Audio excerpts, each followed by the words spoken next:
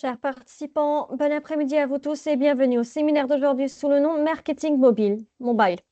Ce séminaire se tournera sur l'introduction de notre séminaire, qu'est-ce que le marketing mobile, les spécificités du marketing mobile, les possibilités offertes par le marketing mobile, le SMS marketing, les applications mobiles, les notifications et enfin la géolocalisation. Tout cela avec Dr Hala Ben Abdelnabi, membre du corps professoral de l'Université Mid-Ocean. Accordons maintenant la parole à Dr Hala. Dr Hala, la parole est à vous. Vous pouvez commencer votre séminaire. Merci beaucoup, Dr Malek, merci pour les chers étudiants, nos chers étudiants d'être présents aujourd'hui pour notre séminaire qui va porter sur le thème marketing mobile. Donc, ici, si je vais... attendez, il y a un problème avec l'écran. And it's freezing. Voilà, on commence avec une petite introduction. Donc, aujourd'hui, comme vous savez, le téléphone portable est dans toutes les poches, dans tous les sacs à main, à proximité de son propriétaire 24 heures sur 24 heures, donc 24 sur 7, et il est pour beaucoup le premier objet qui lui fait rembourser chemin en cas d'oubli. Donc, on, on s'évite toujours tous dans cette situation où quand on oublie notre téléphone portable, donc c'est probablement la seule chose à laquelle on va rembourser chemin. Donc, qui peut se targuer de pouvoir passer une journée sans son téléphone portable? De plus, le smartphone est considéré comme le premier canal d'interaction avec les marques. Et donc, le mobile fait désormais partie intégrante de toutes les stratégies marketing et digitales.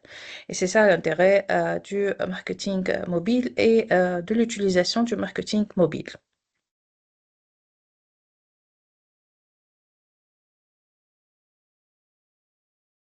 Je sais pas si il y a un problème avec l'écran quand il est en plein écran. J'essaierai de rétrécir ça parce que ça marche pas.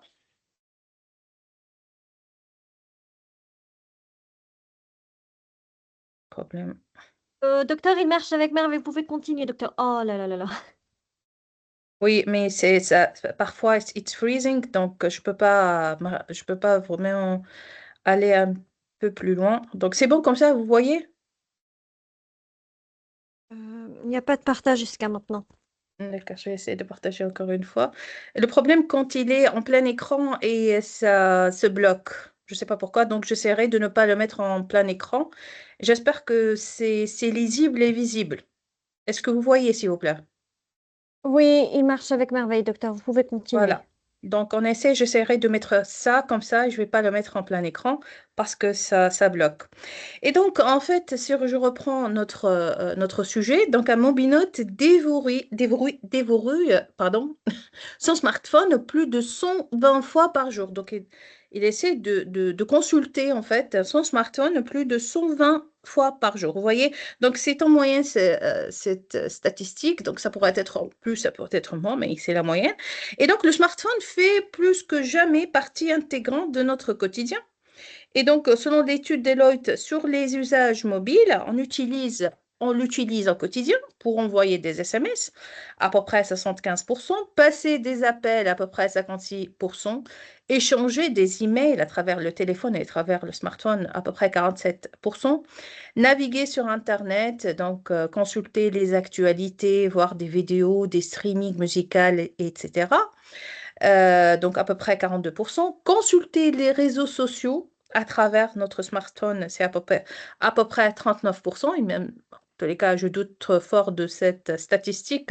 Donc, les statistiques sont pour les Français. C'est une statistique, c'est une étude qui a été faite pour la population française. Donc, à peu près 39% des Français consultent les réseaux sociaux ou encore utilisent un assistant vocal, donc météo, GPS, état du trafic routier, recherche géolocalisée, à peu près 29%. Ça, c'est une étude qui a été faite sur les Français, d'accord? Je crois et j'en suis sûre que les statistiques diffèrent d'un pays à un autre, mais juste pour vous donner une petite idée sur l'utilisation et le pourcentage pour chaque fonctionnalité donc à travers le smartphone. Donc, si je vais encore plus loin, donc c'est quoi le marketing mobile? Une petite définition. Donc, le marketing mobile ou le M-marketing, vous pouvez le trouver, c'est une stratégie multicanale visant à atteindre un public en situation de mobilité. Donc, utilisateurs de smartphones, de tablettes et ou d'autres appareils mobiles. Donc, plusieurs canaux peuvent être utilisés à cet effet. On peut citer les sites web, les emails, les SMS, les MMS, les réseaux sociaux, encore les applications. Donc, le concept est basé sur l'intérêt grandissant que les consommateurs accordent à leur appareil mobile. Et pour le marketing mobile, il y a des auteurs comme par exemple Kotler et Hall en 2015. Il a donné il a une petite description. Donc, il a étalé les spécificités du marketing mobile. Donc, ils ont déjà, ces auteurs, ils ont énuméré les spécificités en disant que le marketing mobile, donc les communications sont envoyées donc, à un moment précis et donc peuvent s'adapter à la localisation du consommateur en temps réel, ce qu'on appelle le temps réel, et l'influence, elles peuvent atteindre les clients au moment où ils prennent une décision d'achat. Donc, il y a ces pouvoirs d'influencer les consommateurs et bien sûr, donc, ça aide à diffuser. Donc, les consommateurs, ils amènent le public partout et donc le message envoyé est à portée de doigt. Donc, voyez les trois spécificités du marketing mobile. Donc, passons aux possibilités offertes par le marketing mobile. Donc, j'ai déjà parlé des SMS, des MMS publicitaires, des créations d'applications mobiles ou ce que vous voyez. Donc, vous pouvez trouver appli mobile ou apps, comme vous voulez. Donc, on voit des notifications, ce qu'on appelle push. La géolocalisation et offre basée sur la localisation, autrement dit. Adaptation du site Internet aux différents formats d'écran, de ce qui est responsive design, donc ce qu'on dit peut le qualifier comme ça. Publicité sur mobile, donc tout ce qui est bannières, vidéos, réseaux sociaux, etc. Et recherche vocale, exemple Siri, Google Assistant, jeux et gamification, marketing sur mobile. Dans toutes ces possibilités-là, donc j'ai choisi donc de se focaliser sur les 4 premières possibilités et on va parler plus loin. Donc, on va encore parler du SMS, des applis mobiles, de la notification, les notifications push et la géolocalisation. Donc, commençons tout d'abord avec le SMS marketing. Et donc, le SMS marketing, c'est une technique de communication directe qui permet d'atteindre les clients sur leur téléphone mobile. Donc, avec un taux d'ouverture moyen de 95 et 90% des messages lus dans les 3 minutes suivant suivant leur réception. Et donc, c'est l'un des canaux les plus performants. Et cette approche combine rapidité d'exécution. Je vais m'arrêter un petit peu sur le taux d'ouverture. En fait, quand on parle de taux d'ouverture, c'est-à-dire, autrement dit, on parle du pourcentage de personnes qui ont ouvert ou lu le message. Parce que parfois, le consommateur, le bobinote plutôt, donc il peut ouvrir sans lire. Donc vraiment, le taux, ça va être calculé sur, c'est un pourcentage sur les personnes qui ont ouvert ou lu le message. Et donc, c'est vraiment ce taux d'ouverture, pardon, c'est utile surtout pour les notifications push ou email et pour le SMS marketing. Donc, surtout ici, on est dans le SMS marketing. Ça pour le taux d'ouverture. Donc, c'est un taux vous voyez que le taux sur les messages, donc sur le SMS, est très, très grand. Ça frôle vraiment les 95%. Donc, c'est très intéressant d'utiliser le SMS marketing. Et donc, pour réussir, les messages doivent être courts, personnalisés et porteur d'une vraie valeur ajoutée pour les destinataires. Et là, je vais m'attarder un petit peu. Je reçois, comme vous, chers étudiants, vous êtes aussi des consommateurs, je reçois plusieurs messages par jour. Le problème, c'est que quand les messages sont très longs, je ne vais pas m'attarder, bien sûr, à m'amuser à lire tout le message. Ça n'a pas de sens. Et surtout, si ça commence avec qu'on appelle une phase d'accroche, donc, et un petit mot d'accroche, parce qu'on est sur SMS, donc le nombre de mots, vraiment, il doit être limité. Donc, c'est pas vraiment que si il dit, par exemple, cher adhérent ou cher consommateur, sans la personnalisation. Ça, en tant qu'entreprise, si vous faites cette erreur-là, vous allez louper le consommateur parce qu'il n'y a pas cette relation personnalisée. Donc, dès le départ, donc, cher Monsieur Dupont, chère Madame X, cher Monsieur Y, etc. Donc, il faut personnaliser la relation à travers le SMS marketing. Et j'ai eu une fois, avec une entreprise, elle m'a envoyé, je me souviens très bien, Yves Rocher, pour mon anniversaire, elle m'a envoyé cher X. Et après, ils se sont rattrapés, ils m'ont envoyé cher Madame Aptenby, etc., etc. Donc, il faut vraiment ne pas faire ces erreurs parce qu'en fait, si vous loupez cette relation cette relation de personnalisation, vous n'allez pas personnaliser votre relation avec le consommateur, donc vous allez donc louper donc une chose très importante dans le SMS marketing et ça passe, vous allez passer à côté, d'accord, de l'avantage d'envoyer des SMS. Et donc la personnalisation, elle est très importante. Je vais fermer les parenthèses et je vais aller un petit peu loin. Pourquoi on utilise les SMS en fait? Donc, l'objectif, ça vise à générer des actions immédiates et mesurables. Donc, les ventes flash, c'est-à-dire, vous allez vendre, d'accord, pour un nombre bien spécifique d'heures ou bien de journées, et à peu près, normalement, ça ne dépasse pas la journée. Et donc, la conversion moyenne, c'est de 29%, donc c'est intéressant. Rappel de rendez-vous, et quand vous allez rappeler des rendez-vous, donc vous allez vraiment réduire les no-shows de 50%. C'est-à-dire, et là, on voit vraiment que même dans les services, on voit l'utilisation de des SMS de rappel, d'accord, pour par exemple votre rendez-vous du dentiste, rendez-vous chez le vétérinaire, etc., etc. Donc, c'est un moyen pour, d'accord, réduire le no-show, c'est-à-dire la disparition du consommateur lors de la prise du rendez-vous, du rendez-vous. Donc, c'est très intéressant. Il y a aussi ce qu'on appelle le renouvellement d'abonnement. Donc, vous allez essayer de renouveler l'abonnement à travers l'envoi de SMS. Et autrement dit, sa force réside dans son caractère personnel et urgent. Donc, contrairement aux emails qui peuvent rester non lus pendant des jours, le SMS crée un sentiment d'urgence qui pousse à l'action. Et on va voir le CAT, c'est Call to Action. Et donc, les campagnes SMS bien conçues atteignent des taux de conversion 6 fois supérieurs à l'email marketing.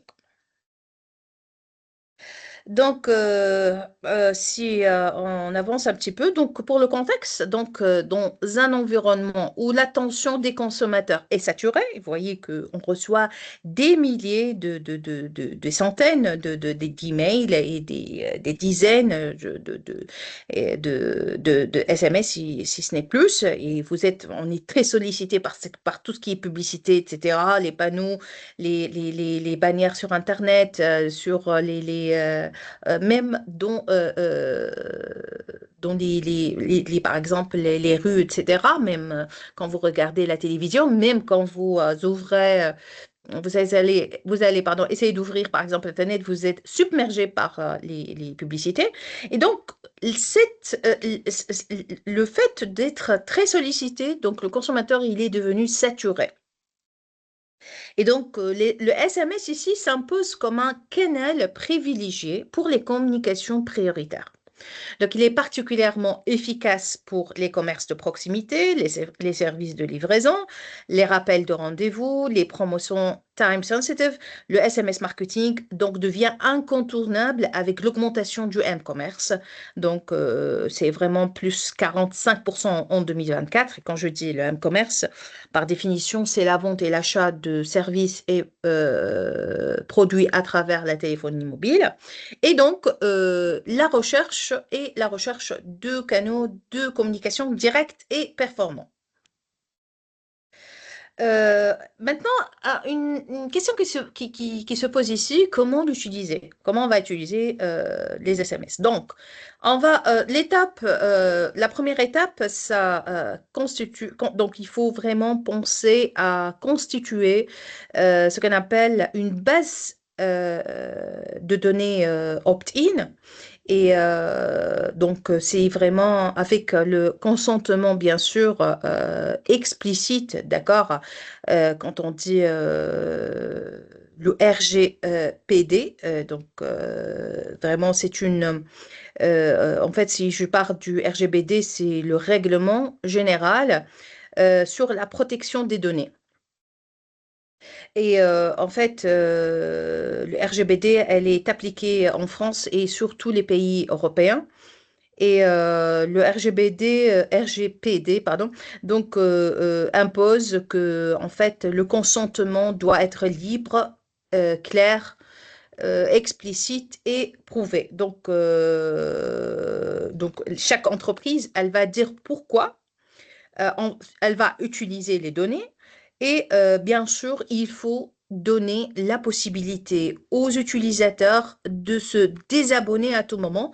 Et on trouve que, par exemple, il y a des sites, si je parle des sites, surtout sur Internet, ils donnent la possibilité, vous pouvez le trouver sur un petit lien cliquable, se désabonner. Donc, c'est impérativement par la loi, elle est imposée. Donc, chaque client et quand il va s'abonner, il a la possibilité de se désabonner. Vous voyez?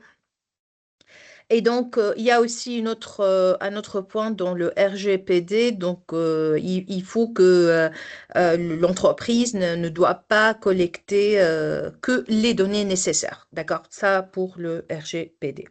Donc, pour l'étape numéro 2, il faut bien sûr segmenter l'audience selon le comportement d'achat et les préférences, donc c'est du marketing pur et dur.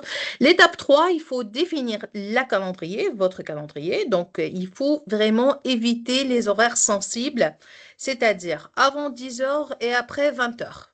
Et donc, les heures, vous voyez, donc vraiment c'est très important donc de ne pas envoyer après 10 heures avant 10 heures le matin et après 20 heures le soir. Donc, il faut vraiment respecter la vie privée hein, des utilisateurs et ne pas envoyer euh, à, à tort et à travers donc, les SMS. On a vu que, par exemple, en Tunisie, je parle de la Tunisie, on a eu bien comment on dit, des attitudes ou bien des comportements scandaleux de la part, par exemple, des opérateurs mobiles qui envoient des SMS même à minuit. Et donc, l'INT, l'Instance nationale des télécommunications du Tunis, ont imposé des pénalités sur ces opérateurs pour ne pas envoyer. Donc, ils ont déjà ils ont été pénalisés et ils ont été aussi, ils ont eu aussi en fait, ils ont été interdits d'envoyer pendant un certain montant, un certain nombre de jours donc à leurs utilisateurs. Vous voyez, donc il y a des réglementations qu'il faut il y a des réglementations qu'il faut les respecter, il y a des lois qu'il faut les respecter, il y a aussi des comportements à ne pas les faire, surtout pour le cas des SMS. Donc, c'est très important de penser à ne pas faire ces fautes. Donc, si on va un petit plus loin pour l'étape numéro 4, donc ici, il faut rédiger des messages courts et donc, et oui, il faut compter les caractères sur votre téléphone portable en envoyant le SMS. Donc, l'idéal, c'est 160 caractères avec un call to action clair et un lien. Et quand on dit call to action, c'est-à-dire c'est une invite à l'action, claire à l'action. C'est-à-dire, par exemple, vous mettez le verbe, par exemple, télécharger, découvrez, à la fin EZ, voyez, donc c'est vraiment, carrément, c'est pas un ordre, mais il faut pousser les clients à faire une action. C'est ça le call to action. Donc, télécharger, découvrir, savoir plus, etc. Et donc, il faut que le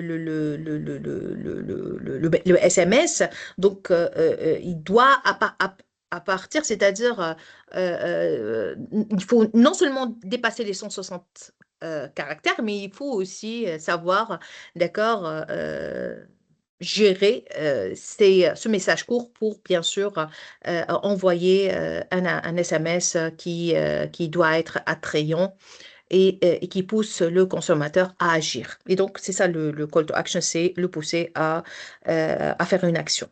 Étape 5, personnaliser le contenu, donc prénom, historique d'achat. Donc, c'est très important, je dis toujours, le prénom, c'est un peu entre guillemets abusé. Donc, il faut donc parler de nom, Monsieur Dupont, Madame X, Monsieur Y.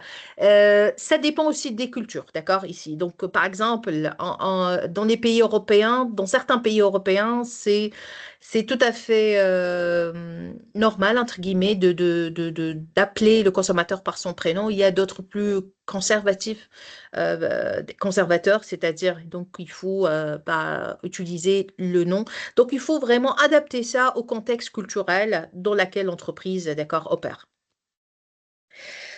Si on va un petit plus loin, donc l'étape 6, donc il faut vraiment tester différentes versions, ce qu'on appelle le A/B testing, sur l'ordre de l'envoi, le CTA et l'offre. Et donc, c'est quoi le A/B testing? Donc AB testing, en fait, ça consiste à comparer deux versions. Donc, peut-être vous avez entendu parler de ça dans les sites web, on teste deux versions, d'accord, d'un site. Dans le SMS, ici, on teste deux versions d'un même message, d'accord, pour voir laquelle fonctionne le mieux. Et si, entre parenthèses, on a parlé l'heure de l'envoi, donc par exemple, pour l'heure de l'envoi, on va tester, on va envoyer un SMS, par exemple, à 11 heures le matin et à 18 heures pour un autre, et un autre SMS à 18 heures. On va voir hein, quelle est la version qui génère le plus d'engagement, d'accord? Donc ça pour l'heure de l'envoi. Donc ça pourrait aussi pour le call to action, c'est-à-dire on pourrait mettre, par exemple, on cherche de voir est-ce que si ils vont être plus responsive, donc si on met par exemple le mot télécharger ou versus le mot découvrir. Vous voyez, donc on va tester deux versions, d'accord? Et pour voir donc comment ils vont se comporter, comment ça va être leur réponse, d'accord? Et qui, en fait, en d'autres termes, qui va générer le plus d'engagement. L'étape numéro 7, mesurer les performances. Donc, on a dit donc, le taux d'ouverture, j'ai parlé du taux d'ouverture, c'est-à-dire le pourcentage de personnes qui ont ouvert ou lu le message. Il y a aussi le taux de clic, c'est-à-dire en fait le pourcentage de personnes qui ont cliqué hein, sur le lien dans le message parce que vous allez insérer un lien cliquable. Donc, vous voyez, donc vous allez compter combien de personnes ont cliqué sur le lien.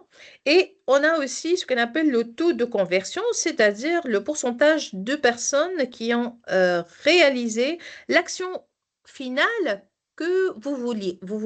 C'est-à-dire, Qu'est-ce que vous voulez? Vous voulez télécharger par exemple, je sais pas, un livre blanc ou bien s'abonner ou bien, voyez, donc, quelle est l'action que vous cherchez? Donc, le taux de conversion, donc, c'est le pourcentage de personnes qui ont réalisé l'action finale que vous vouliez. Donc, ça pourrait être, comme j'ai dit, exemple, consultation d'un rapport, téléchargement d'un document, ça pourrait être aussi remplir un formulaire. Donc, tout dépend de l'action que vous cherchez. Quelques conseils, une petite méthodologie à ce stade. Donc, il faut privilégier la qualité à la quantité. Donc, il faut vraiment ne pas abuser. J'ai parlé des opérateurs téléphoniques tout à l'heure. Donc, il faut pas. Donc, le plus intéressant, entre 2 et 4 SMS par mois maximum pour éviter la saturation. Sinon, vous allez être boycotté, vous allez être bloqué par le récepteur, le client, s'il reçoit plusieurs SMS de votre part. Donc, c'est pas sérieux. Et bien sûr, comme j'ai dit, il faut inclure systématiquement une option de désabonnement clair. Donc, il faut lui donner la chance de se désabonner. Et je dis ça, je vois qu'il y a des sites et même des grandes marques, bon, c'est pas une grande marque, mais des marques qui ne font pas vraiment le désabonnement et vous recevez encore et encore le SMS ou bien l'email ou bien je sais pas quoi. Donc, il faut comprendre que dans des pays comme les pays européens et les pays dans les pays développés, donc c'est pas faisable, donc ils vont être pénalisés, mais dans d'autres pays, là encore, il y a encore ce problème de non-respect du consommateur. Donc, créer aussi un sentiment d'urgence qui doit être légitime, c'est-à-dire il ne faut pas vraiment... Docteur, Oui, vous avez changé de diapo ou non? non, non, j'ai pas changé, c'est le même. Ah, d'accord. Donc, je disais qu'il faut créer un sentiment d'urgence légitime, c'est-à-dire il ne faut pas que ce soit vraiment un sentiment faux ou bien un sentiment qui n'a pas de légitimité derrière, c'est-à-dire, par exemple, on peut lui donner une offre de moins 30% valable aujourd'hui uniquement. Donc, c'est légitime parce que vous allez lui donner une offre de 30% et c'est le sentiment d'urgence parce que aujourd'hui, l'offre, elle est valable. Donc, il faut utiliser des URL courtes et traquées. Et bien entendu, donc ici, le SMS, en fait, il doit apporter une valeur immédiate. Donc, il y a une promotion exclusive à travers le SMS. C'est pourquoi c'est l'intérêt donc, vous voyez un SMS qui n'a pas de valeur, ça n'a pas de sens. Donc, une information urgente aujourd'hui, donc uniquement aujourd'hui, vous allez avoir 30%, par exemple. Rappel utile, donc il faut que ce soit utile pour le consommateur. Et donc, pour optimiser le ROI, donc retour sur investissement, il faut combiner le SMS avec d'autres canaux. Donc, on dit que le SMS, ça va donc comme un moyen complémentaire à d'autres canaux. D'accord? C'est pas intéressant d'utiliser le SMS tout seul. Il faut vraiment le combiner avec, par exemple, un SMS de relance de 24 heures après un email promotionnel. Vous voyez? Donc, et ça, on a vu que ça augmente les conversions de 47%. Et donc, c'est important de ne pas utiliser le SMS seul. Ça va aider d'augmenter le taux de conversion.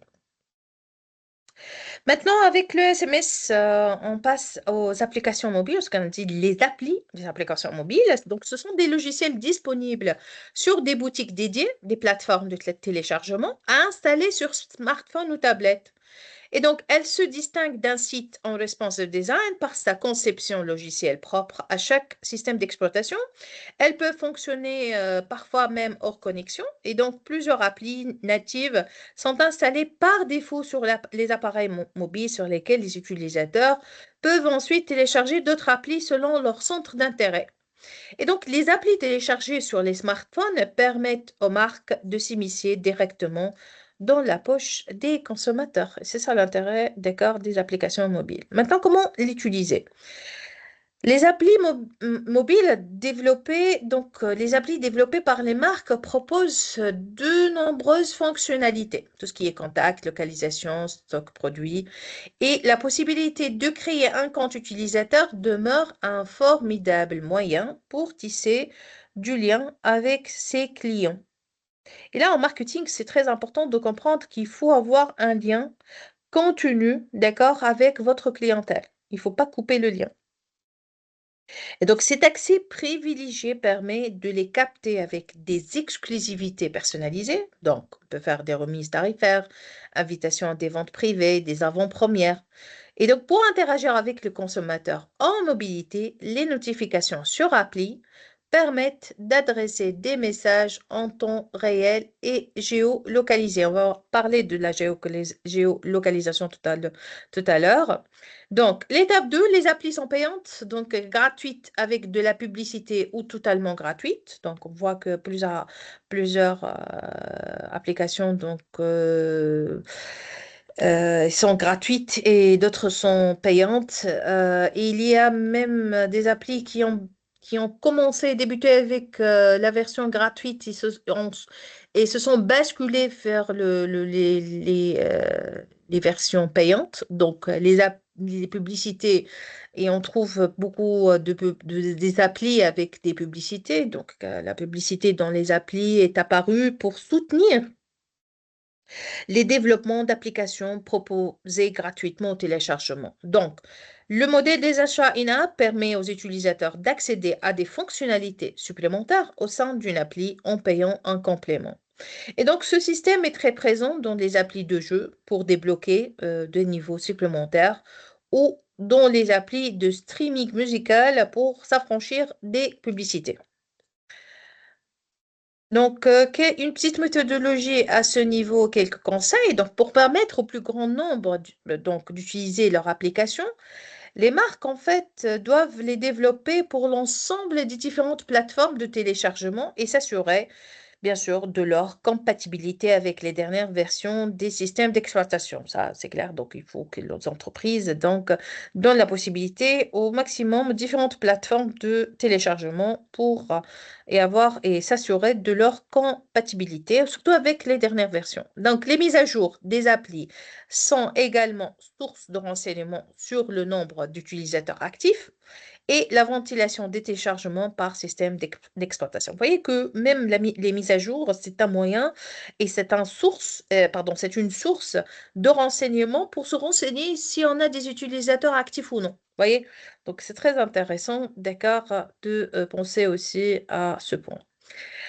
Avant de se lancer dans les applis mobiles, donc les applis offrent aux marques un formidable moyen d'interagir à tout moment, surtout en temps réel, de façon géolocalisée avec les consommateurs qui ne se séparent désormais pratiquement jamais de leur smartphone.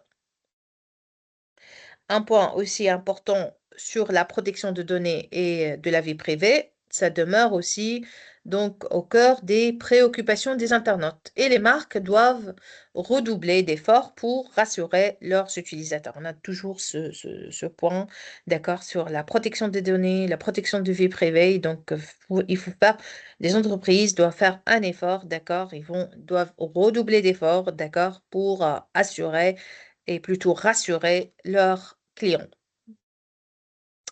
On passe maintenant après les SMS et les applis, les notifications.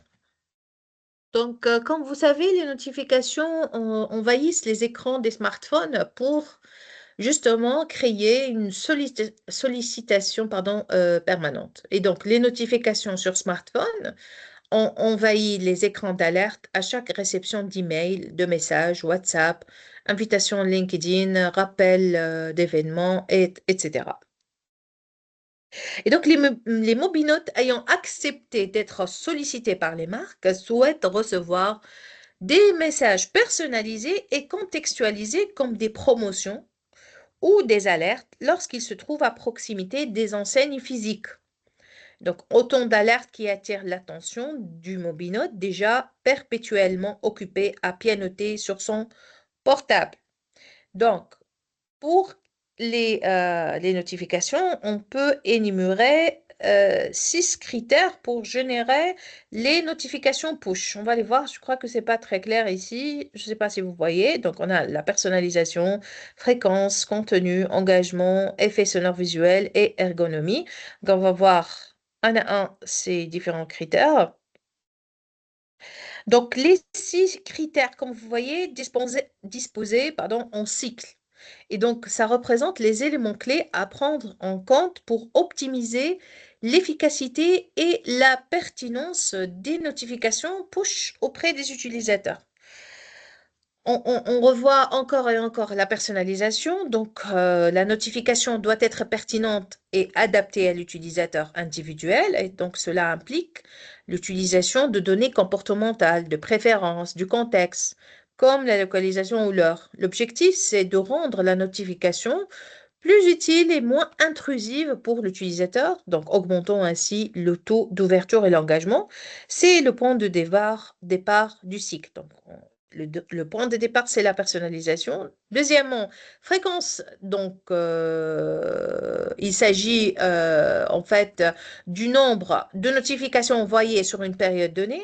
Donc, une fréquence trop élevée peut entraîner l'agacement et la désactivation des notifications. Une fréquence trop faible peut faire manquer des informations importantes. Et donc, il faut vraiment trouver le juste équilibre pour maintenir l'utilisateur informé sans le submerger. Donc, c'est ça l'intérêt.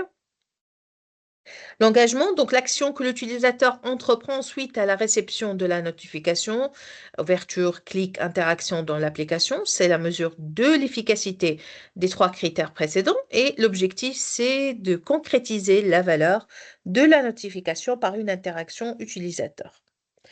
Cinquièmement, tout ce qui est effet sonore et visuel, donc les éléments sensoriels qui accompagnent la notification, tels que le son d'alerte, l'icône, la vibration ou l'affiche de l'image si c'est possible.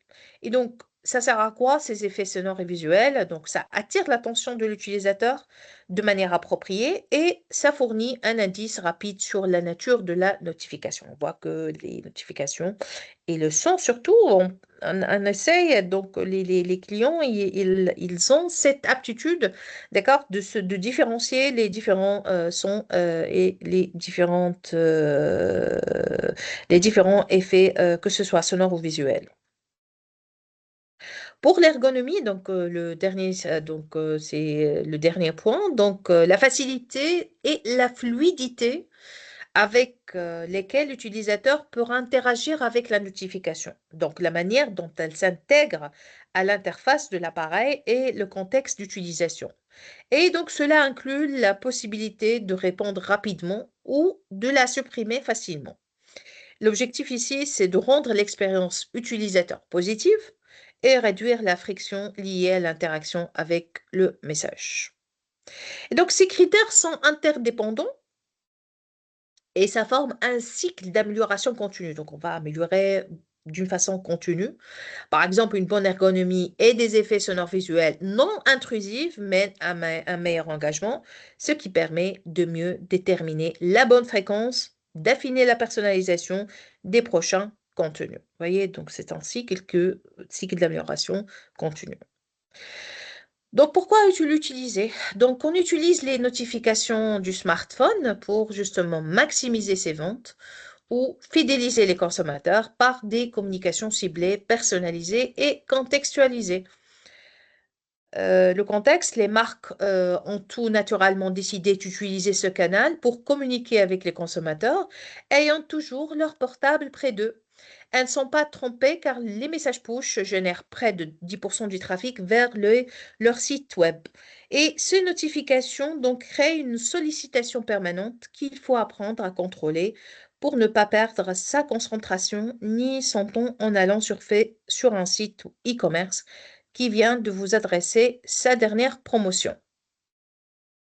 Comment l'utiliser? Donc, les marques utilisent les notifications sur smartphone pour accroître leurs ventes en direct ou en incitant les mobinautes à entrer en contact avec elles. Donc, un SMS peut venir essayer un nouveau modèle de voiture, une notification sur l'application mobile pour vous inviter à profiter des soldes privés lorsqu'on est à proximité d'un magasin, etc. Et elles utilisent également ce push marketing pour fidéliser leurs clients en leur proposant par exemple un newsletter mettant en avant les derniers articles du blog, un SMS de rappel d'un prochain rendez-vous de médecin, une notification d'appli souhaitant la bienvenue en arrivant dans une boutique, etc. Donc, comment méthodologie et conseil? Donc, les marques doivent impérativement s'assurer que le mobinote est accepté de recevoir leurs notifications par opt-in. Et donc, en général, ça suffit d'une case à cocher. Et ce consentement doit se faire en fait lors du téléchargement de l'application, du renseignement des coordonnées, donc tout ce qui est mail et numéro de portable pour l'SMS, lors de l'inscription à une newsletter ou dès la validation d'une commande. Donc, il faut vraiment donc, poser la question au client, d'accord?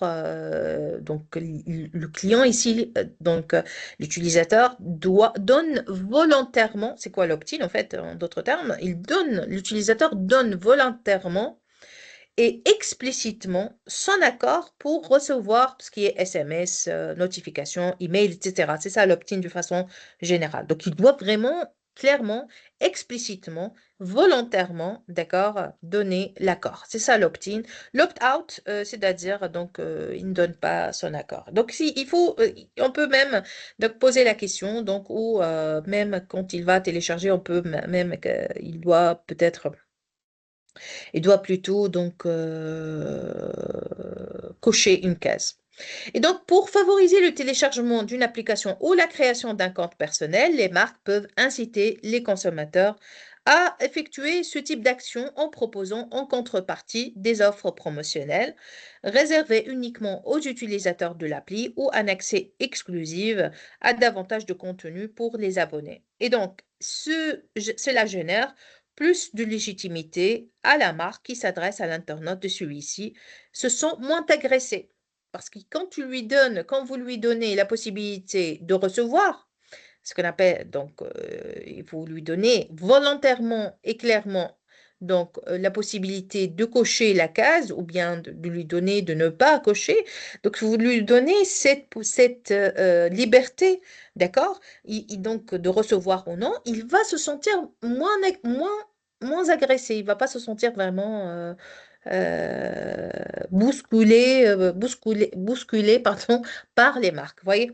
Et donc, il va vraiment accepter de recevoir. Donc, ici, avant de se lancer, donc les notifications sur smartphone ciblent directement les consommateurs en utilisant le canal d'interaction préféré avec la marque.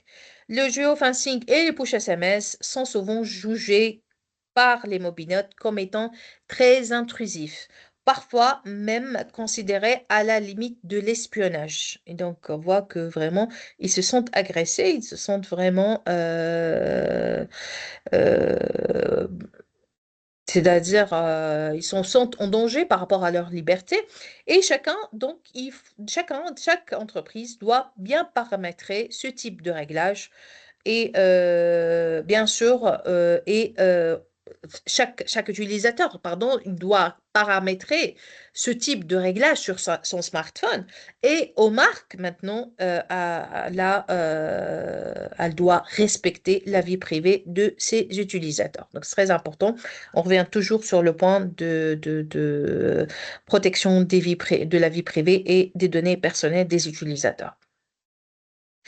Passons maintenant à la géolocalisation. Donc, la géolocalisation est la localisation géographique précise d'un individu. Et le marketing mobile est un ensemble de techniques utilisées par les marques pour interagir avec les mobinotes en s'appuyant sur leur localisation physique. Et donc, les responsables marketing s'appuient sur les données géolocalisées pour analyser les comportements des consommateurs à chaque étape du parcours achat. Donc, quel support est utilisé? Donc, est-ce qu'il utilise l'ordinateur? Est-ce qu'il utilise une tablette, un smartphone, etc. Où il se trouve? Est-ce qu'il est chez lui, dans la rue, dans un magasin? Donc, on peut hein, collecter beaucoup de données très intéressantes pour pour mieux les analyser. Donc, pourquoi on utilise? Donc, l'objectif, c'est de mieux connaître les clients en croisant les informations déjà connues dans notre base de données déjà dans nos fichiers de CRM et celles obtenues par son identification sur le lieu d'interaction avec la marque et avec le support de connexion utilisé. Le contexte. Donc, jusqu'à présent, les marques appliquent les techniques de géomarketing postal pour segmenter leurs prospects et clients par zone géographique et leur adresser des communications ciblées selon leur adresse physique. Donc, c'est un moyen, d'accord, très intéressant à rajouter avec les techniques du géomarketing. Pourquoi l'utiliser maintenant? Depuis l'essor des smartphones et de la collecte des données issues du marketing mobile, la géolocalisation s'est imposée comme une opportunité auprès des marketeurs pour proposer des offres en temps réel en fonction de l'endroit où se trouvent les consommateurs. Par exemple, on imagine que vous marchiez dans une rue commerçante avec votre smartphone. Vous allez passer à proximité d'un magasin de vêtements qui utilise le marketing géolocalisé. Et donc, grâce à votre localisation, si vous avez accepté de le partager déjà, le magasin détecte que vous êtes proche et vous envoie une notification personnalisée comme vous êtes à 2 pas de notre boutique, profitez de moins 20% sur la nouvelle collection aujourd'hui. Par exemple, je dis un exemple. Par exemple, en Tunisie, Célio, la marque française des vêtements, utilise trop cette technique, d'accord, de géolocalisation, d'accord. Dès qu'il détecte un utilisateur près de sa boutique, il envoie, d'accord, un SMS pour une notification donc personnalisée pour le pousser à faire une action. Donc, le call to action. Donc, vous êtes à 2 pas de notre boutique. Profitez de moins 20% sur la nouvelle collection aujourd'hui. Vous voyez qu'il y a aussi cette manière, d'accord, de pousser le client et de réagir pour qu'il réagisse et surtout ce caractère d'urgence aujourd'hui, donc 20% aujourd'hui, d'accord? Et donc cette offre envoyée au moment où vous êtes à proximité a plus de chances de vous inciter à entrer dans le magasin qu'une publicité reçue au hasard. Voyez, donc tout l'intérêt, c'est de pousser à faire une action immédiate. Donc c'est très intéressant.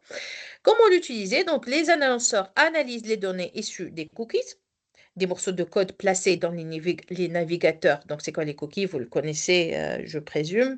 Pour ceux qui ne connaissent pas, ce sont des morceaux de code placés dans les navigateurs pour pister les usages des internautes en les identifiant à chacune de leurs connexions, en vue de diffuser des communications ciblées. Et donc, depuis que les consommateurs se connectent aussi en mobilité à l'aide de leur smartphone, ces cookies permettent désormais de les géolocaliser dans le monde réel. Donc, un véritable avantage par rapport aux cookies stockés sur les ordinateurs fixes qui ne permettent pas d'analyser les déplacements ni d'anticiper ceux à venir. Et donc, en fonction du lieu, de l'heure, mais aussi, pourquoi pas, des conditions météorologiques, les messages publicitaires peuvent s'adapter en fonction de certaines données liées à l'utilisation du smartphone. Par exemple, lorsque les mobinotes ont accepté d'être géolocalisés et qu'ils se trouvent à proximité d'une enseigne physique, ils peuvent recevoir des SMS ou des notifications pour les inciter à entrer dans les magasins, comme l'exemple qu'on a déjà donné. Et cette technique s'appelle la géofencing, le ciblage publicitaire géolocalisé. Vous voyez, si vous avez entendu parler de la géofencing. Quelques méthodologies et conseils. Donc, certaines enseignes utilisent un dispositif géolocalisé, donc des caméras, des capteurs infrarouges, pour compatibiliser le nombre de personnes qui passent devant leur vitrine et celles qui entrent réellement. Donc, parfois, on dit comment ils vont comptabiliser. Donc, cette analyse permet d'évaluer les pics d'affluence et d'ajuster les horaires d'ouverture des magasins en fonction des préférences clients. Et les cartes de fidélité dématérialisées et les applications mobiles enregistrent les comportements et usages des consommateurs. Et donc, cela permet aux marques d'évaluer la fréquence des visites et des achats dans l'ensemble des magasins de la chaîne, donc offline et online. Et avant de se lancer, les communications géolocalisées sur mobile permettent de personnaliser en temps réel les messages en ciblant les consommateurs avant, pendant et après leur achat. On dit parcours achat, hein, parcours consommateur. Et les cookies n'agissent pas au sein des applications mobiles alors que celles-ci génèrent près de trois quarts du trafic de l'Internet mobile. Donc, si on va étaler maintenant, énumérer les avantages de la géolocalisation, ça permet aux entreprises de cibler les consommateurs en fonction de leur position, d'analyser précisément les comportements de consommateurs, proposer des offres pertinentes au bon moment, améliorer l'efficacité de leur campagne marketing. Je termine par une petite conclusion. Donc, le marketing mobile s'impose aujourd'hui comme un levier incontournable pour les entreprises, car le smartphone accompagne les consommateurs à chaque instant de leur vie quotidienne. Donc, qu'il s'agisse du SMS marketing, des applications mobiles, des notifications push ou encore de la géolocalisation, toutes ces techniques permettent d'instaurer une communication plus directe, personnalisée et réactive. Elles offrent aux marques la possibilité de toucher les utilisateurs au bon moment, au bon endroit, avec un message adapté à leurs besoins. Cependant, cette efficacité repose aussi sur le respect de la vie privée et du consentement des utilisateurs, devenus des enjeux essentiels. Bien maîtrisé, le marketing mobile représente donc un véritable atout stratégique pour renforcer la relation client et améliorer la performance commerciale. Je vous remercie pour votre attention. Je cède la parole à Dr Malek.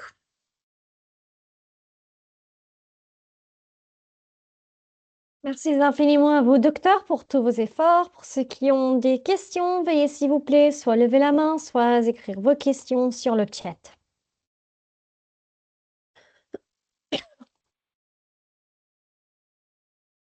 Il y a un commentaire d'Azra. Actuellement, je trouve que les entreprises qui envoient les SMS sur WhatsApp touchent plus la clientèle que celles qui envoient des SMS normaux. On a l'impression d'avoir plus de proximité. En tout cas, c'est mon impression. Ils nous ont bien eu.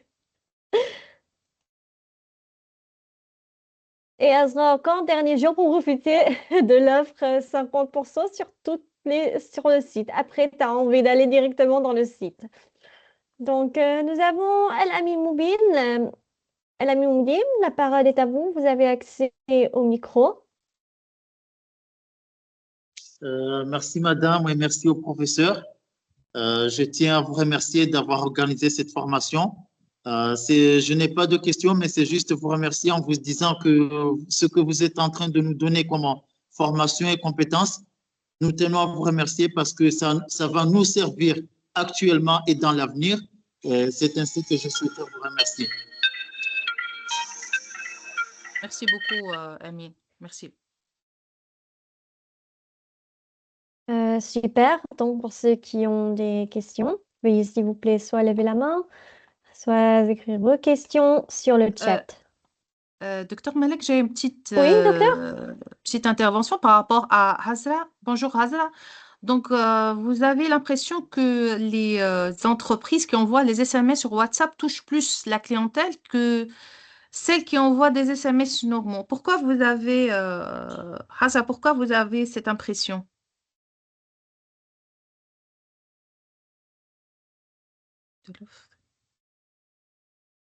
Ok, Azra, veuillez s'il vous plaît répondre sur la raison pour laquelle vous avez ce genre d'impression. La parole est à vous, vous avez accès au micro. Tout le monde. Bonjour docteur, j'espère que vous allez bien. Déjà, Merci. merci pour le séminaire, très intéressant, mais en même temps, tout ce que vous avez dit, c'est des choses que je vis en tant que client tous les jours. Tous les jours, les SMS, les promotions, etc. C'est des choses qu'on vit au quotidien. Donc, quand je disais que actuellement, j'ai remarqué qu'il y avait aussi, par exemple, les entreprises qui envoyaient les messages sur WhatsApp, j'ai cette impression qu'il y a plus de proximité parce que par message, par exemple, par SMS normal, tout le monde peut envoyer, mais WhatsApp, c'est pas tout le monde. C'est-à-dire, pour moi, WhatsApp, c'est un peu plus intime.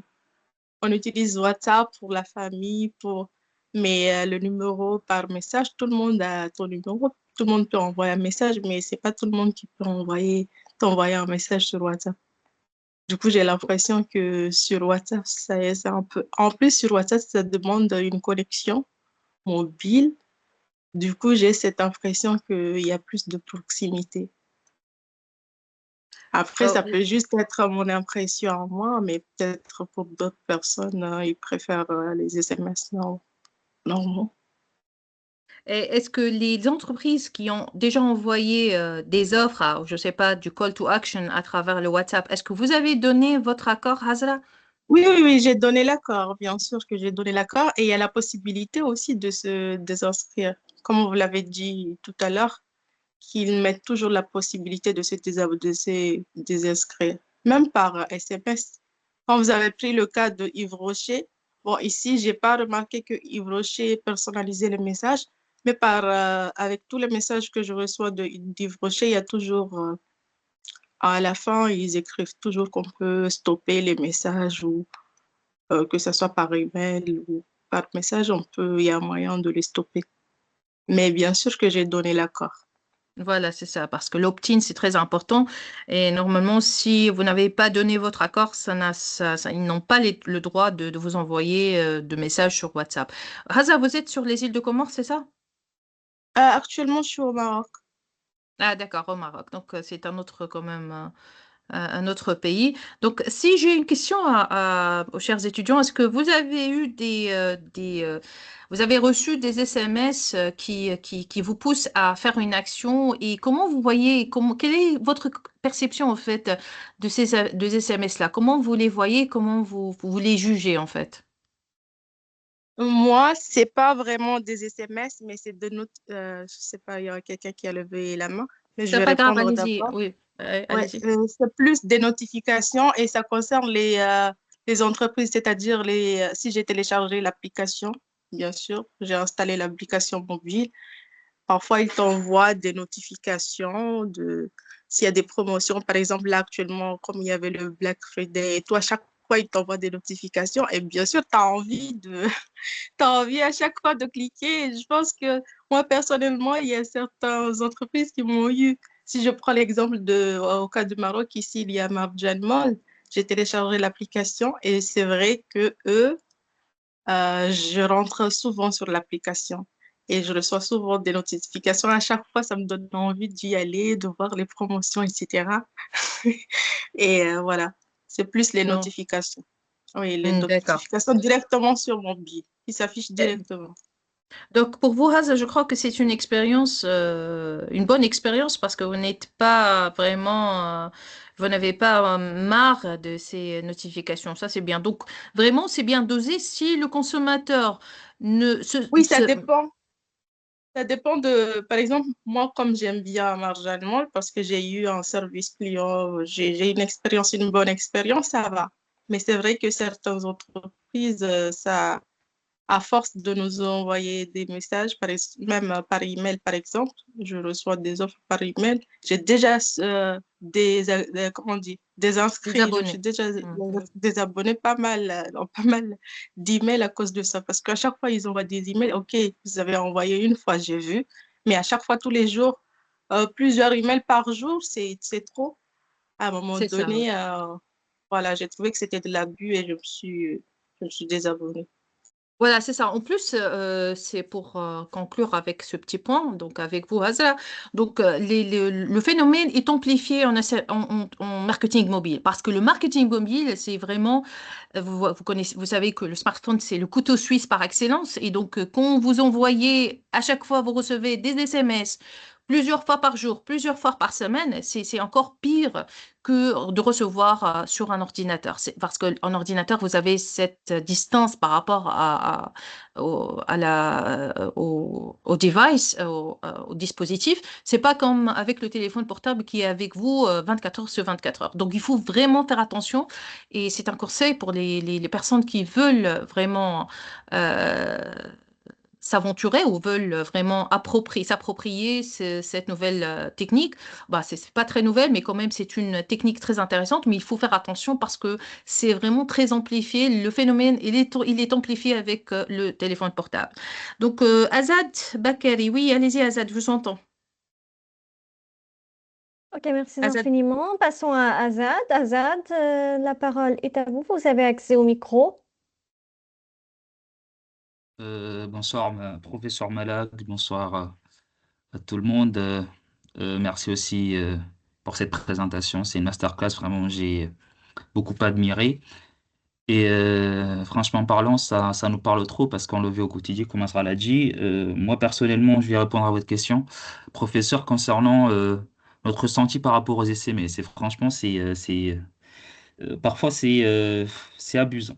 Alors, ils abusent trop, surtout tout ce qui est entreprise de télécommunication, voilà, parfois tu as des SMS, enfin de partout. Surtout si tu es abonné avec plusieurs opérateurs en même temps, plusieurs FAI, du coup, voilà, voilà, tu sais pas, enfin parfois tu ouvres même pas, tu regardes même pas parce que tu te dis, bah, de un, parfois c'est parce qu'ils ont des campagnes de, voilà, enfin des offres, mais parfois non, c'est parce que justement il y a les Black Friday et tout ça. Mais ce qui fait que on n'ouvre pas les messages ou bien les SMS, c'est parce que justement ils envoient trop. Comme vous l'avez dit, c'est pas une à deux fois par semaine, c'est plus de quatre fois par semaine. Et surtout justement là maintenant, il y a les appels au fait. Là ils ont rajouté les appels avec, disons, c'est des appels qui sont déjà programmés, voilà, avec des robots derrière. Donc quand vous répondez, voilà, enfin vous discutez pas avec quelqu'un, donc c'est un message. Vous recevez un message vocal en quelque sorte. Et ça ne donne pas envie parce que justement aussi, bon, je parle d'ici au Maroc, ils n'ont pas vraiment l'effet de cibler la clientèle parce qu'ils savent bien qu'aujourd'hui, il y a beaucoup d'étrangers qui vivent au Maroc, comme en France, etc. Donc le fait de varier la langue, voilà, de mettre traduction avec enfin, anglais et tout ça, ou bien quand ils appellent, ils font les vocaux direct avec les robots derrière, au lieu de mettre l'option, voilà, changer de langue, etc., afin d'écouter, au moins peut-être tu serais peut-être intéressé. Voilà, mais ils le font en arabe, même ici, c'est pas tous les Marocains qui comprennent l'arabe normalement. Il y a la langue, le Darija, c'est ce qui est parlé par tout le monde. Donc, du coup, ça, ce qui fait il y a beaucoup de gens qui, eux, ne regardent pas.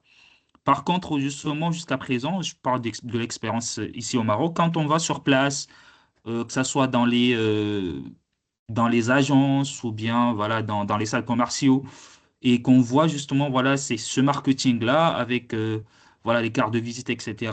Je pense que ça attire beaucoup plus de clients voilà, que sur le mobile. Et là-dessus, justement, j'aimerais aussi poser une question avant de laisser la parole à une autre personne. Hein. C'est qu'aujourd'hui, avec l'arrivée de l'IA, avec le fait qu'aujourd'hui, justement, si moi je regarde les messages, je sens pas que je discute avec quelqu'un. Je sens juste que c'est des gens juste qui veulent voilà, se faire de l'argent, tout simplement. Alors, je sens pas c'est des gens voilà, qui ont une campagne et que derrière, je vais gagner quelque chose ou ils vont gagner quelque chose. Donc, est-ce que justement avec ça, derrière les gens qui font ça, est-ce que ça va beaucoup plus les faciliter vis-à-vis de leur boulot? Est-ce que justement on va aller plus vers une conversation qui va sembler humaine? Parce que là, avec juste ce qu'ils font là actuellement, ça semble pas humain. Donc, si on utilise l'IA voilà, derrière pour générer les messages, etc., est-ce qu'on va faire plus attention à ce que vous avez dit, voilà, enfin, la notification, la sonnerie, ou bien voilà, les emojis qui sont mis sur le message, afin que ça semble beaucoup plus humain, voilà, que ça vous donne envie non seulement d'ouvrir, mais voilà, parce que tu peux aussi converser. Moi, je trouve aussi que une manière plus simple, c'est de laisser aussi le client final, voilà, l'option de répondre aussi. Voilà. répondre aussi, justement. C'est pour ça peut-être que sur WhatsApp, peut-être ça va sembler beaucoup plus naturel parce que WhatsApp, je peux répondre. Mais quand vous discutez à sens unique, ça ne donne pas du tout envie, voilà, voilà, de donner suite au message, quoi. Merci. Merci Azad, merci pour votre intervention. En fait, c'est vraiment très, comment on dit, trendy. C'est la tendance maintenant de parler de l'intelligence artificielle en marketing. Donc, on voit que c'est le débat aujourd'hui de l'intégration de tout ce qui est IA avec le marketing d'une façon générale. Et donc, ici, c'est les entreprises, bien sûr, elles essayent de s'attaquer, d'approprier de cette nouvelle technologie pour justement pour montrer et pour rendre plutôt la réponse plus humaine. Et là, on voit que les entreprises, on voit que elles essayent d'intégrer dans les algorithmes de l'IA tout ce qui est empathie et tout ce qui est... donc, on voit qu'ils sont plus empathiques. C'est-à-dire, si je vous donne un exemple, si vous allez faire une requête sur le ChatGPT, okay. Vous allez voir que les réponses n'essayent pas d'être très négatives. Elles essayent, donc les réponses essayent d'être positives. Et là, on voit que l'utilisation de ces algorithmes, il y a de l'injection, entre guillemets, de l'empathie dans les algorithmes de l'IA. Pourquoi? Parce que c'est justement pour que ces réponses donc s'éloignent du fait d'être robot. D'accord, de la sensation d'être une réponse d'un robot, mais d'une réponse par un humain. Donc, et là, je ne vous cache pas, dans les recherches maintenant, dans le marketing, on parle beaucoup de traits d'humains dans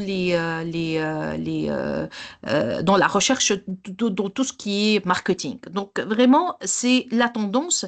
Et là, on voit que les réponses, ils doivent de plus en plus personnaliser. Et ils essayent de faire donc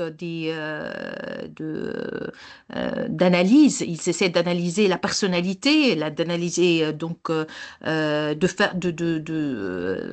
d'adapter plutôt surtout ton TON, hein, le ton d'écriture, d'accord, pour que l'IA évite le jargon robotique. Et donc ça crée en fait un lien émotionnel avec l'utilisateur. Et là, si je vous donne un petit exemple, un petit test à faire, quand le ChatGPT, s'il vous donne, par exemple, il essaye toujours de donner une réponse positive et n'essaye pas comment on dit, de mettre une image sombre. Ils essayent toujours de répondre d'une manière positive. Et c'est ça l'intérêt, d'accord, c'est ça l'utilisation, d'accord, de l'IA. Et donc, ces derniers temps, ils essaient d'injecter tout ce qui est empathie, d'injecter tout ce qui est, d'accord, pour s'éloigner plutôt de tout ce qui est robotique. Et là, dans les entreprises qui ont compris ça, les entreprises qui ont déjà essayé d'adapter leur message, d'accord, et c'est de personnaliser. Je parlais de la personnalisation, donc l'IA, c'est un moyen formidable de personnalisation. Si l'entreprise a compris ça, donc ils essayent d'adopter ce genre de technique, ce genre d'algorithme, bien sûr, ils vont bien sûr être plus proches et d'avoir un lien émotionnel, c'est ce qu'on cherche, émotionnel, d'accord, avec l'utilisateur.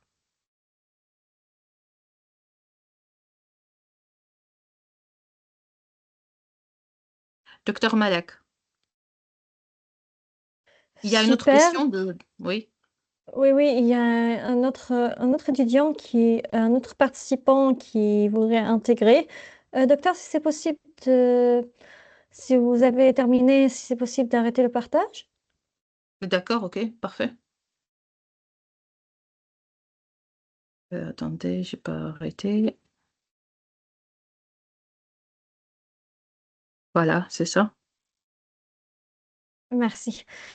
Passons maintenant à El Amin Moubin. El Amin, la parole est à vous. Vous avez accès au micro. Merci, Madame Malak. Merci, professeur. Non, je voulais juste donner mon interaction en ce qui concerne la question qui venait d'être posée tout à l'heure concernant la messagerie.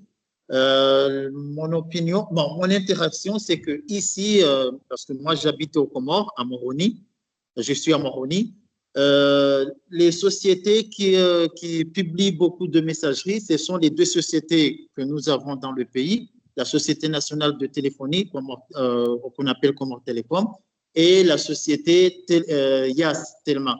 Ce sont les deux sociétés qui proposent autant de messageries mobiles à travers les téléphones. Mais sinon, on peut parfois côtoyer certains messages privés à partir de WhatsApp émanant de certains amis, par exemple, qui ont de marchandises, qui font des marchandises ambulantes comme ça, et puis qui peuvent parfois ou bien essayer de donner autant plus de messageries à travers les WhatsApp pour convaincre des gens, par exemple, les amis à acheter des produits. Voilà, c'est comme ça.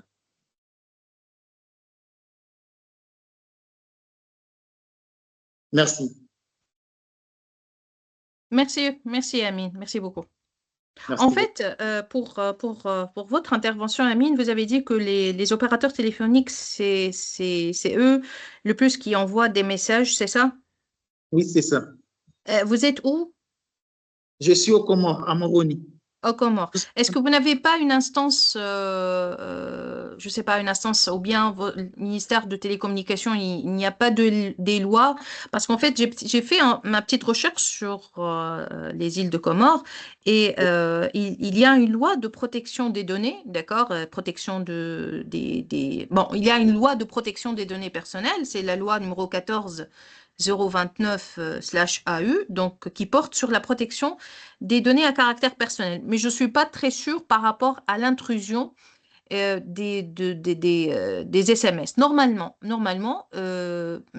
parce qu'en Tunisie, parce que je connais le contexte tunisien, j'ai travaillé en tant que chargée de communication à l'INT de Tunis, donc l'Agence nationale des télécommunications.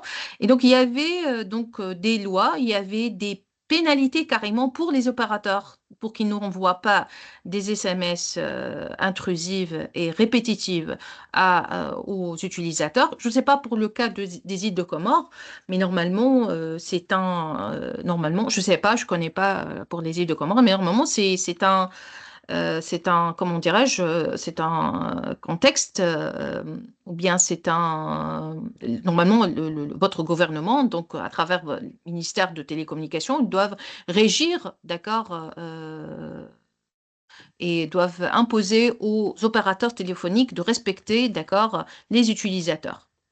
Je ne sais pas parmi vous si... On a l'habitude de recevoir des messageries, SMS comme ça, inopinées, de façon inopinée. Mais c'est inopiné. Parfois, à chaque fois, on reçoit des messages comme ça. Du coup, on est habitué. C'est comme si ça ne nous dérange pas. Ça ne nous dérange pas. Parce qu'on a l'habitude de recevoir chaque fois des messageries émanant de la société privée qui s'appelle YAS, Telma, et de la société nationale Comores Télécom. Ce sont les deux sociétés qui envoient des messageries mobiles. Ce sont les deux sociétés qui envoient des messageries mobiles. D'accord. D'accord. Merci. Et nous avons une instance, il y a une institution, le ministère de la télécommunication. Il y a un ministère chargé de la télécommunication. Et ouais, oui, ça c'est clair, mais est-ce qu'il y a une instance de télécommunication qui essaye de gérer les opérateurs téléphoniques? Vous avez combien d'opérateurs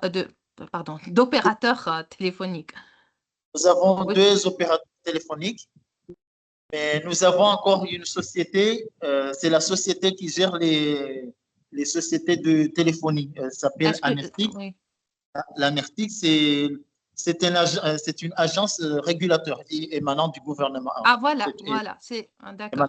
Et voilà, est-ce que les opérateurs téléphoniques, est-ce que ce sont des entreprises publiques ou bien privées?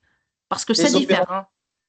Les opérateurs téléphoniques, il y a une société nationale qui s'appelle Comores Télécom, mais il y a une société privée française qui s'appelle YAS. D'accord. En attendant, on l'appelle actuellement Telma, mais la société s'appelle YAS. Parce qu'avant, la société s'appelait Telma et puis on a l'habitude toujours de l'appeler Telma. en dépit du nom qui vient d'être changé. Et qui des deux opérateurs essaie de bombarder les utilisateurs par les SMS?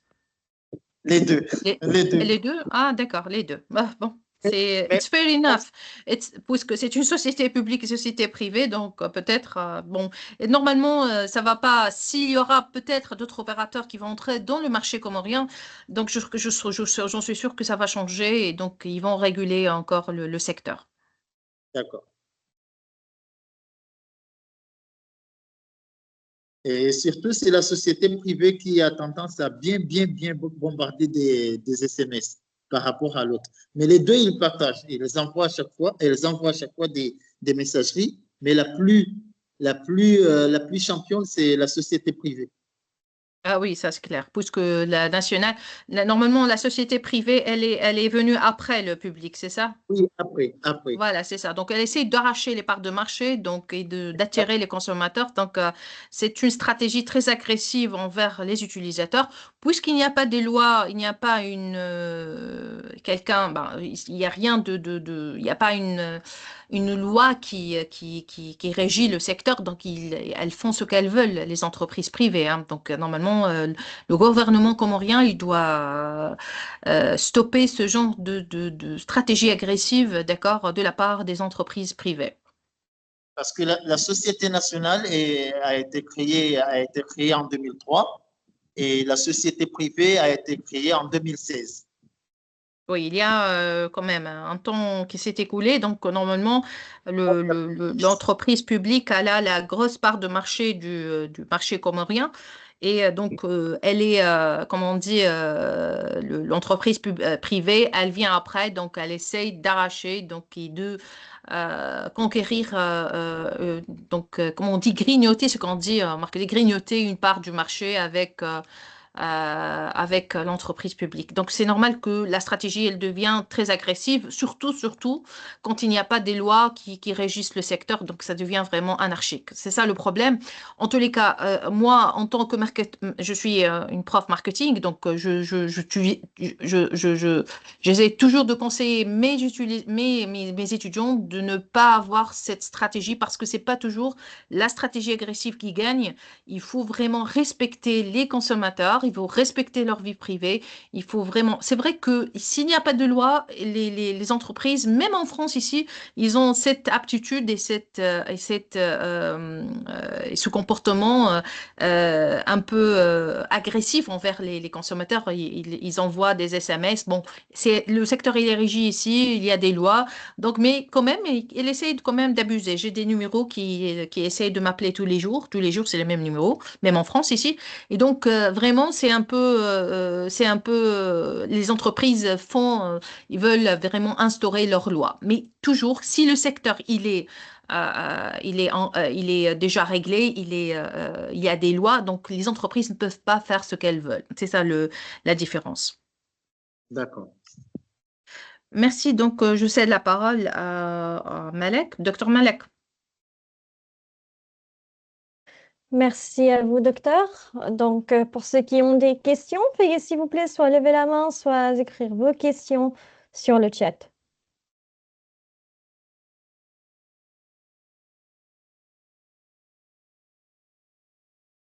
Mhm. Il y a une intervention sur le chat. Je sais pas, donc il y a Jenna. Jenna, vous voulez parler? Jenna, vous avez une intervention?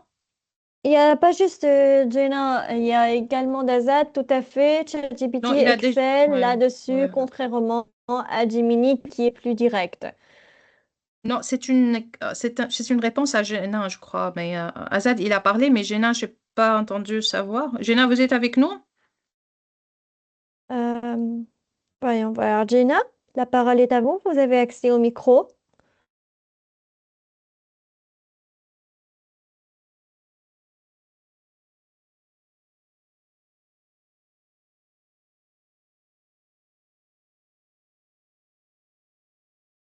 Ok, je pense que Jenna ne peut pas parler, elle est en train d'écrire sur le chat. Je crois qu'il y avait une discussion entre Jenna et Azad. Tout d'abord, Azad a dit tout à fait, ChatGPT, Excel là-dessus. Il y avait Azra qui a dit pour les appels, c'est vrai, j'ai cette expérience avec l'opérateur mobile Inouï.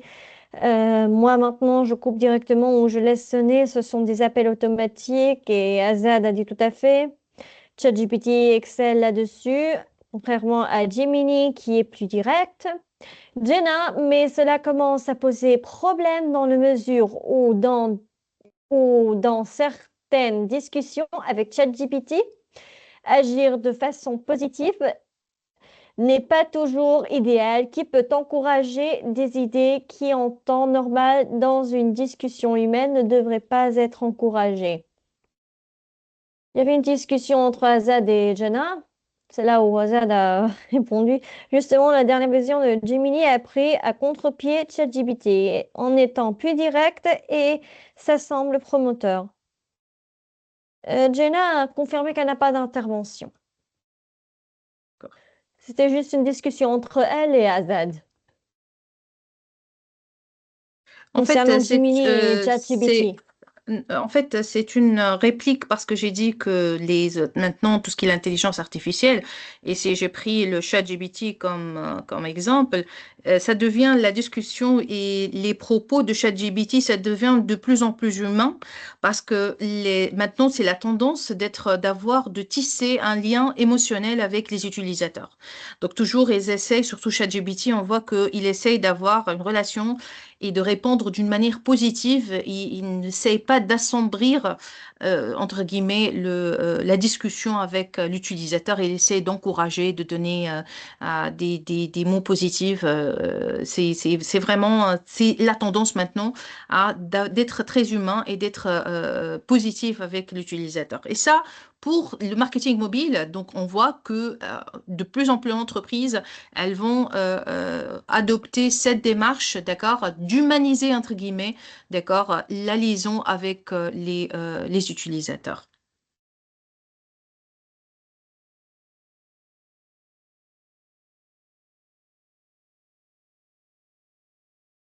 Super. Donc, pour ceux qui ont des questions, veuillez s'il vous plaît soit lever la main, soit écrire vos questions sur le chat.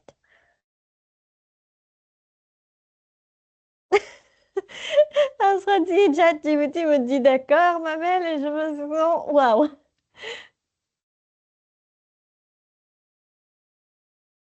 De mon côté, je pense que ChatGPT, il essaie de conquérir le cœur à partir des mots romantiques, là. Promoteur des mots romantiques. En fait, la démarche de ChatGPT n'est pas aussi innocente, hein. Donc, il faut faire attention, et j'ouvre la parenthèse pour dire qu'il ne faut pas s'ouvrir et donner toutes. On est bien d'accord, on est conscient qu'on ne donne rien sur Internet, mais ChatGPT, il faut comprendre qu'on ne connaît pas comment il va utiliser ou il utilise nos données.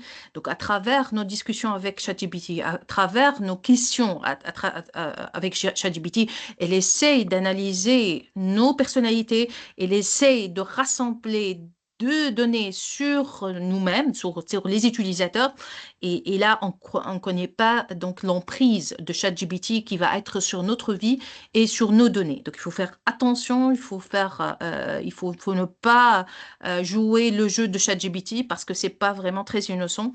Comme on a vu, moi, en 2008, quand j'ai enseigné le Facebook et à travers la matière des nouveaux usages d'Internet, je dis que les données de Facebook, elles sont les données des utilisateurs que le Facebook rassemble.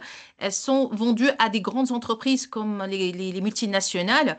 Donc, c'est la même chose avec ChatGPT. Donc, toutes essayent, sont toujours à l'affût et à la course. C'est une course de rassembler encore et encore plus de données sur les utilisateurs pour les utiliser à d'autres fins. Donc, il faut faire attention et ne pas révéler beaucoup d'informations. Qu'est-ce que vous faites? Qu'est-ce que vous allez faire? D'accord. Et bien sûr, on est tous d'accord sur les données personnelles. Il faut pas les divulguer sur le chat GPT. Donc, il faut faire vraiment attention.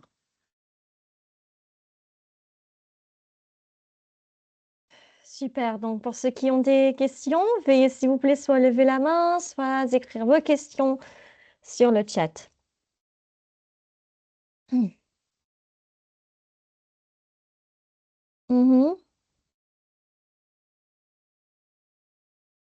Pas de questions? Tout est clair?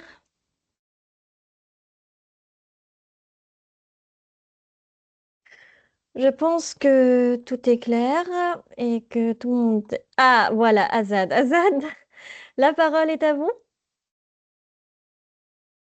En fait, j'ai juste une dernière question, ce sera pas long, par rapport justement à la géofencing, parce que moi personnellement, j'ai peur. Voilà, j'ai peur déjà des cookies, j'ai peur d'activer la géolocalisation de mon téléphone. Voilà, j'ai peur qu'on me le localise. Depuis l'expérience, je sais pas, des rappeurs et des influenceurs qui ont été agressés parce que voilà, ils avaient publié des photos en temps réel sur Instagram et derrière, voilà, il y avait des gens qui les ont localisés, les ont vandalisés, agressés. Du coup, voilà, alors que quand vous parlez, l'expérience, elle est belle, hein, elle est belle parce que justement, ça non seulement c'est du win-win parce que parfois tu sors pour acheter quelque chose dans un centre commercial, ça te prend des heures. Alors que si tu es tout prêt et que derrière on t'offre quelque chose que tu aimerais, tu gagnes du temps, tu gagnes en temps en quelque sorte. Voilà, pour certains, le shopping, ça prend trop de temps. Et si cette manière de faire, ça permet de gagner du temps, je pense que on fonce. Mais derrière, quelles sont les garanties que justement notre localisation, ça ne sera pas partagé avec des tiers? Parce que derrière, on sait que parfois, nos numéros de téléphone, les FAI, ils échangent entre eux. Voilà, il y a aussi des sous-traitants qui achètent aussi ces fichiers-là. Du coup, on se sent pas safe. Voilà, l'idée d'activer la géolocalisation pour pas être directement voilà, pisté partout. En fait, comme j'ai dit, donc j'ai parlé tout à l'heure de la RGPD, donc c'est vraiment ça s'applique dans les pays européens, surtout en France ici, mais en fait, il faut comprendre que malheureusement, comme on a fait avec Facebook, et ils étaient à notre insu. Donc vous voyez que, par exemple, si je prends l'exemple de Facebook, depuis 2008 jusqu'à maintenant, combien de dates et donc vous connaissez les, euh, les, euh, les scandales de Facebook avec les données. Donc ici, on est toujours, si les pays ne font pas n'essayent pas de faire, d'instaurer des lois, nous serons des victimes et des, comment dire,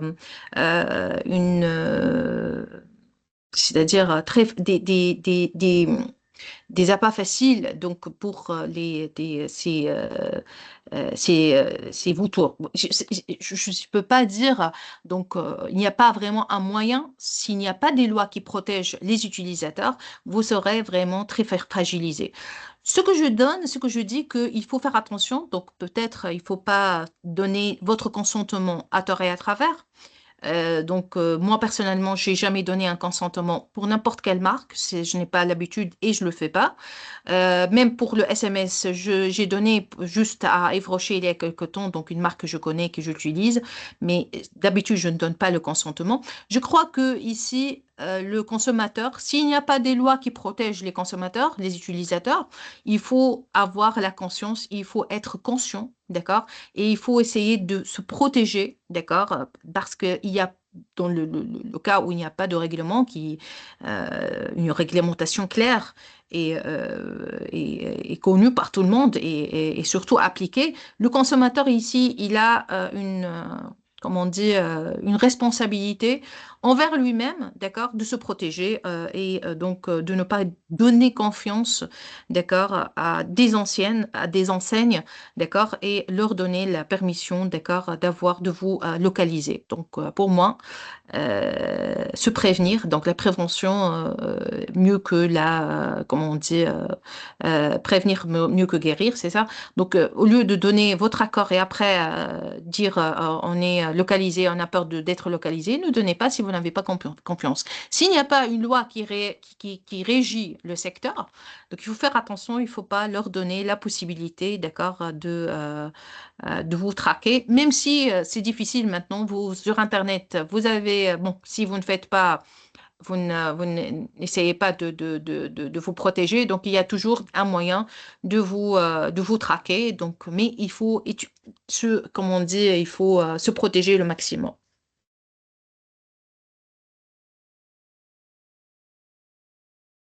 Est-ce que c'est clair? Est-ce que j'ai répondu à votre question?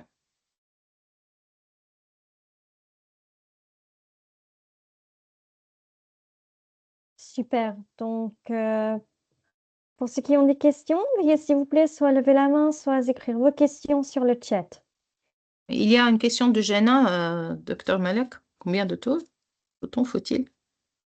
Ok, combien de temps faut-il garder le même numéro de téléphone? Souvent, on peut recevoir des publicités SMS d'un produit acheté en 2020 et il est nécessaire de changer ses contacts. En fait,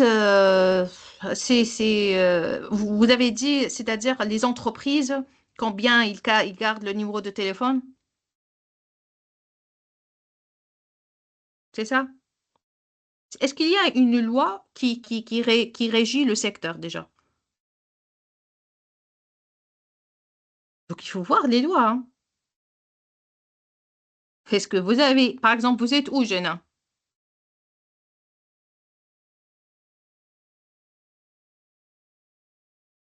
Je ne sais pas. Vous êtes où? Vous êtes où? Vous êtes aux îles de Comores? Ah, vous êtes à Mali. Est-ce qu'il y a une loi qui régit et qui protège est-ce qu'il y a une régulation pour la protection des données personnelles au Mali?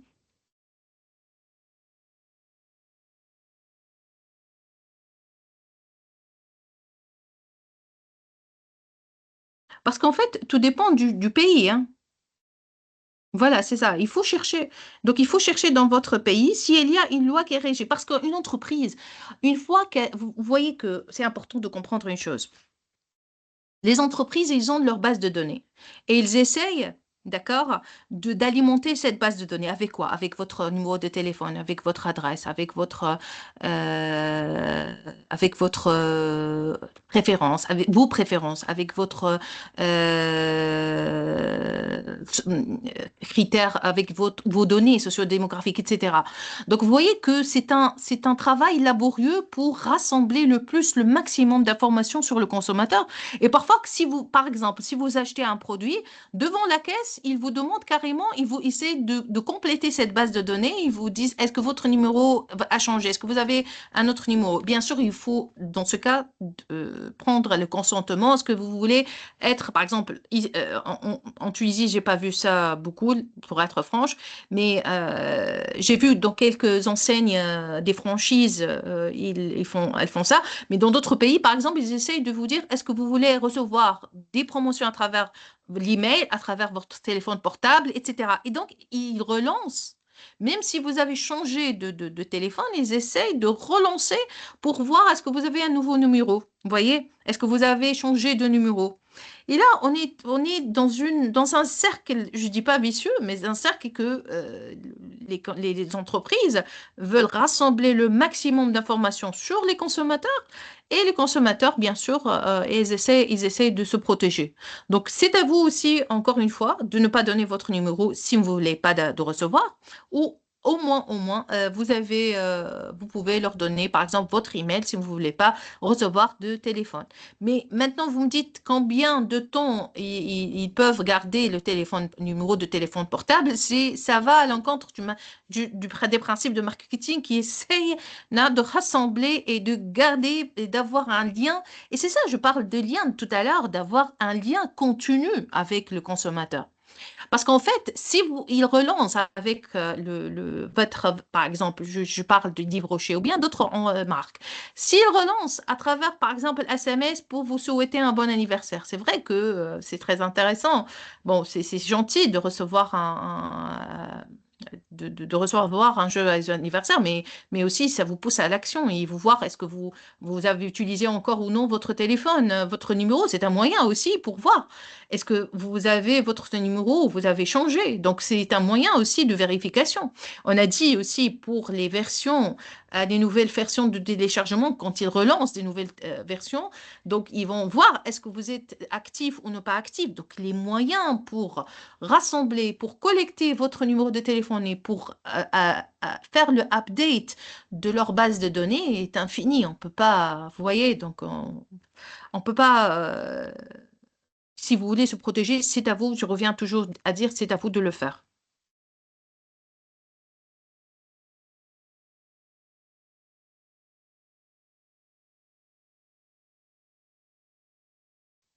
Super. Donc, pour ceux qui ont des questions, veuillez s'il vous plaît soit lever la main, soit écrire vos questions sur le chat.